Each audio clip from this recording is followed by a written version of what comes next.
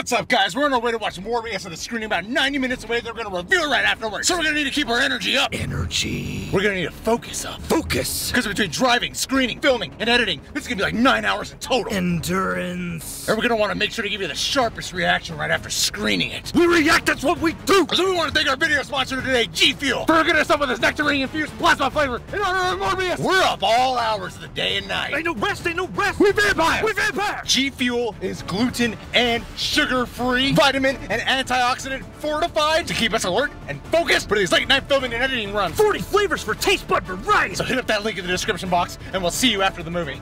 We vampire. We vampire.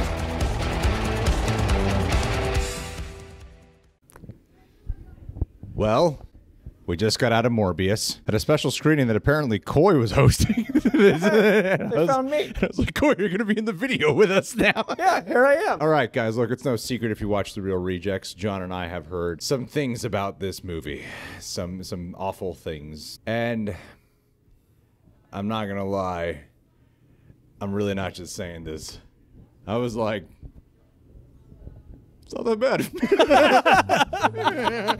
Shock of all shocks. This is not a train wreck. I think people are expecting a different thing, and this is the thing I wanted, so I was happy. Look, I'm not gonna bullshit you guys. Like, I think that there were times where I was like, kind of checking out a little bit. The kind of image that this movie was getting beforehand is like, oh, this is a disaster. I'm like, no, for the most part, yeah, it's a little silly. It's a little cheesy. Sometimes it takes itself a little too serious where it falls flat instead of feeling dramatically weighty when the movie thinks it is. Is it rushed and choppy at times? Yeah. I mean, I didn't think it was like rushed to the degree I felt Venom Let There Be Carnage was. However, there are plenty of scenes where it was very obvious stuff was cut out. So obvious, a more breathable, less nonstop info dump back-to-back scenes version of this exists. Could have been rated R to make the action better? 1000%. Could the movie have overall been more interesting and better? Yeah. Would it have been getting as much crap if it was just on streaming? Probably not. But I don't know. I think a lot of this has to do with my expectations were so low.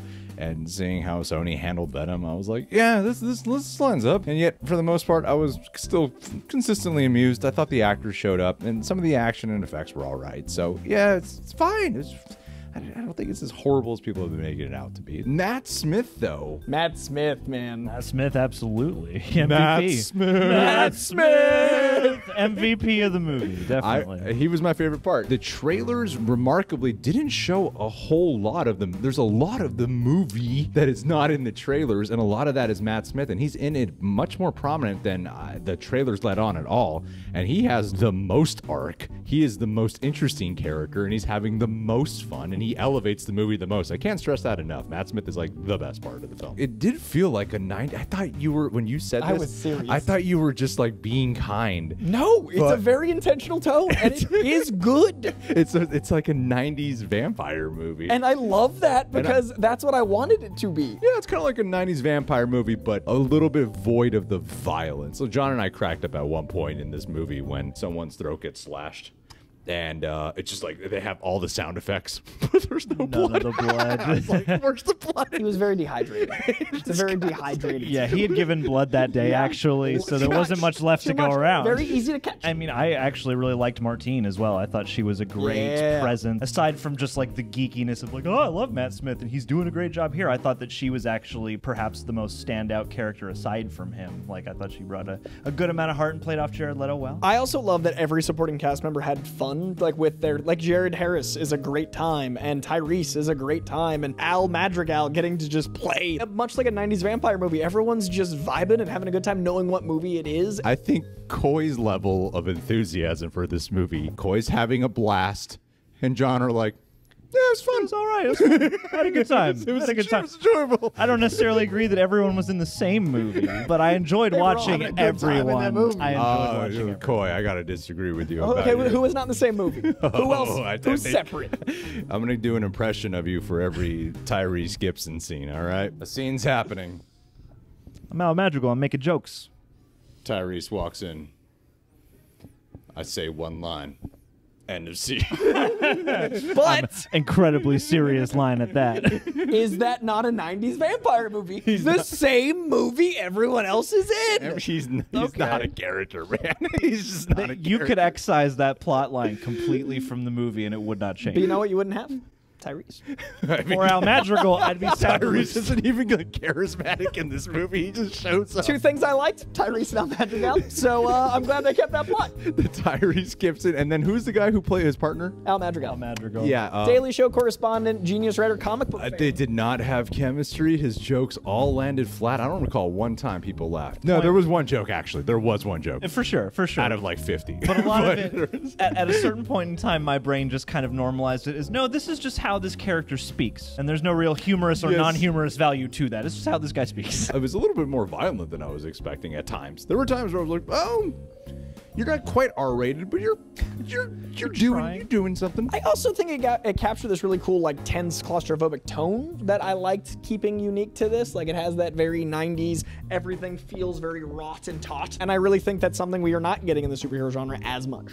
Yes, I thought, I didn't ever find it tense. Look, I don't hate this movie. I'm really not just saying that. For me, I'm like, no, it's perfectly enjoyable. Like that's the thing is it's so like not offensive and just like totally Do you like enjoyable. vampire movies? You'll probably like this one. Yeah, I would happily watch a Morbius 2. But yeah, I think like Jared Leto is actually not bad in the movie. I don't think he's like special per se. My concern was that Jared Leto would be boring in this movie. I really thought he might be boring. This feels like the most like you're just hanging out with actual Jared Leto. In a weird way, it felt like we're just hanging out with a guy. And that was enjoyable to me. It's meant as a compliment. It is. Like, I've been doing press for this, full disclosure. I'm at the event that I was hosting. I recently hung out with Jared Leto.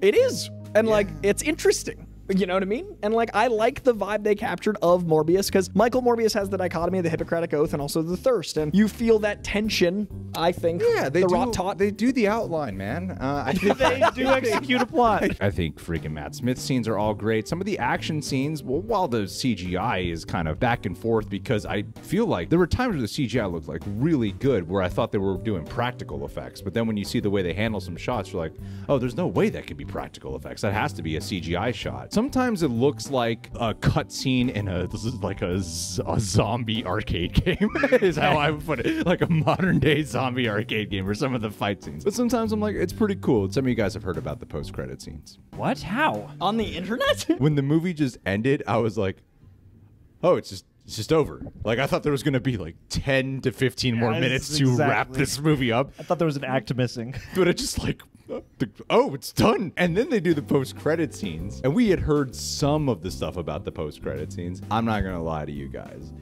I thought they were a little worse than what I even heard. I was kind of surprised. The movie is so much better than the post-credit scenes. And the post-credit scenes just raised so many questions for me where I was like, wait a minute. What? That was just me, like, the entire time with the post-credits. It's like, what? Why is They this are happening? shameless. I think there are solutions. I just want to see them. I'll happily watch how those post-credit scenes conclude and what they blossom into later, but as, you know, marketing tools, as most post-credit scenes tend to be nowadays, they really felt like very transparent, bullet point marketing tools. I felt like there was a whole movie that happened off screen between post-credit scene 1 and post-credit scene 2. This is just one aspect of it. One aspect of it sort of felt like they definitely cut out some scenes from the actual movie and then reshot some scenes too to make the post-credit scene happen. Yeah. And I wonder how much of that had to do with, like, the order it came out in. Because, like, this was supposed to come out before No Way Home. Yeah. Right? Yeah. In defense of Morbius. I keep describing, this is the third movie in the Sony universe of Marvel characters. I keep describing them as Universal monster movies. And I don't mean like Universal Studios today. I mean classic 40s and 50s, 30s, 40s and 50s, Universal monster movies, but with today's technology. And those movies are a blast and they're interesting. And what is beautiful about the Sony universe of Marvel characters is this keeps the pace different. If everything feels like one studio makes it, then we'll lose. The bubble will burst. There's a reason DC diversifying its content is succeeding. There's a reason we need movies to feel different. This and Venom feel like a different thing than the other movies made from this comic book company, and I think that's its strength. They might not be for everyone, but they are for a lot of people. I think this is, as long as the press doesn't keep people at home, I think this has the potential to do really, really well, and I really want it to, because I want more of this so we don't have the bubble burst, we don't have the same thing. You want Morbius? Either one. Pick your favorite. Vote in the comments as to who did the joke better. But I also know that, and like it was the joke of last week at Moon Knight, they were like, Coy likes everything. I just don't talk about things I don't like. There's plenty that if you look at my letterbox, I don't enjoy. I'm just like hiding from it. I prefer to hype things. I liked this. At my age, I liked it, but if I was between like 15 and 25 and hadn't grown up with Lost Boys or Interview with the Vampire or the movies that shaped my childhood. I feel like Matt Smith captured that. Oh, dude, me and Matt talked about that. Well, yeah, like the Michael thing. I really feel like this should have been Matt Smith's movie. And he becomes like, at times, he's the only part, when I say tense, he's the only part of the movie that at times I felt some tension. Sure. Otherwise, I was just amused. I was consistently amused. Twice a little sleepy, for the most part, consistently amused. I know it sounds like a weird discussion. Yeah, I was gonna say, you know, fun enough. You know, you got sleepy twice. That's a solid 3 out of 5. It was all right, better than I expected. I would watch a second movie with better versions of everything we saw here. I love the poster quote. Kind of liked it. Only sleepy twice. Greg Alba, real rejects. Like that is the feeling I had. It's a fun vampire movie. I guess. I feel like the vampire movie comes from Matt Smith. I think everything else is kind of like, it's more of a science movie, science experiment movie. I grew up in vampire movies. I got a lot of the love of vampire movies on screen. I also liked the cast a lot, and I love their dynamic, all of them personally. But again, like, I grew up with this character from the time I could read. I really loved Morbius, and I never thought we'd see him. So I cannot shake that. I cannot remove my bias of loving this character, and I also can't remove my bias of an Academy Award-winning actor actually caring enough to invest in this character. So there's no version of me that can't be like, man, I got to be a kid, and I wanted that, I got it, and it's a vampire movie that we don't get the style of a lot. Had a good time, personally. Yeah, man, no one's trying to take you down. That's not true. I feel like you're defending yourself. I'm defending myself for the comments that are coming. You know what those comments are going to say? Coy likes everything. Why do you have him on the Real Rejects? He's just going to say it's good. And they don't know what I think about a lot of things. First thoughts. Coy's very enthusiastic, and John and I are like, sure. it's good enough. Try it out. For me, I think it's Venom, Morbius, then Let There Be Carnage. That's how I would rank it. I agree. Morbius is the top 3, and then, you know, Venom and Venom 2. Morbius is all 3 out of 5? Yep. All 3 out of 5. Did you like it more than the Venom movies? No, I liked them in the same order you did. Okay, so we're all Venom, Morbius, Venom 2? Yeah. Okay. All right, guys. Well, Coy, thanks for hopping in here. I go back to work. Gotta get my stuff. And G Fuel, your energy drink kept us awake for this movie. Yeah, I if it wasn't for appreciate you it. guys. Maybe if we didn't have G Fuel, we would have been more bored. So this movie kept us awake.